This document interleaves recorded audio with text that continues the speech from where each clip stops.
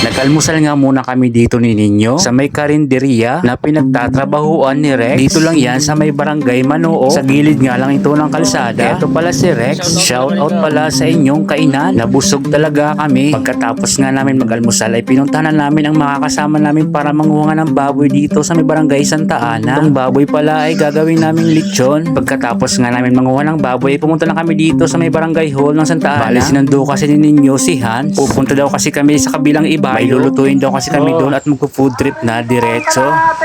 80 kilo.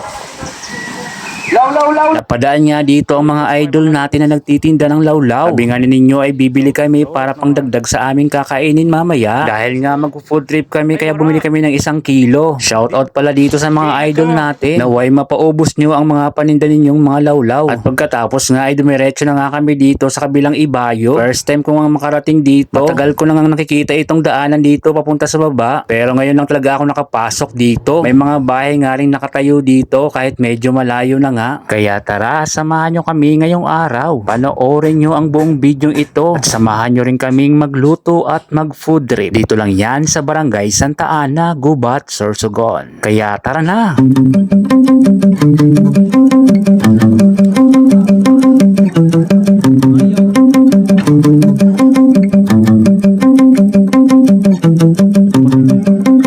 Sampot ko rin yan sa iyo.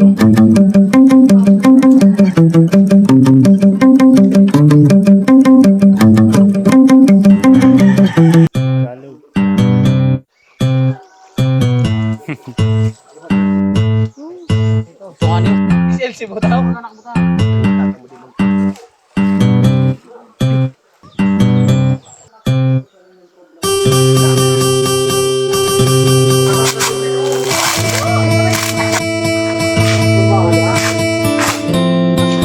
Dua lang, dua.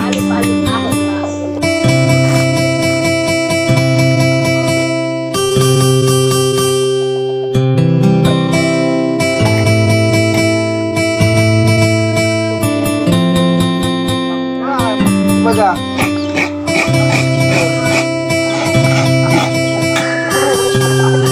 Hindi mo naubos ang bulo kaya.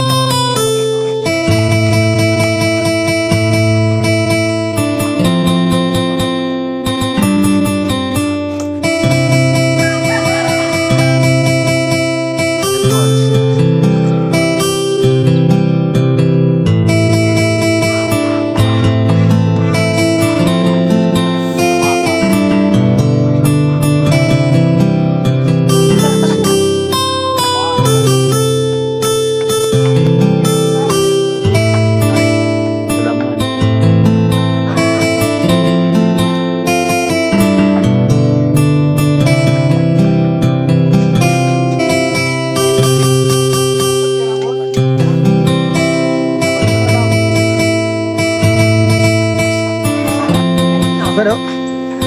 Ada amot di ako.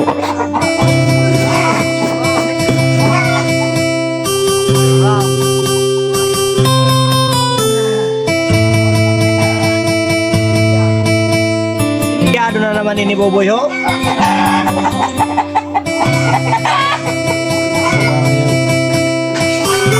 Kanya-kanya lataon sa video. Kanya-kanya kubot.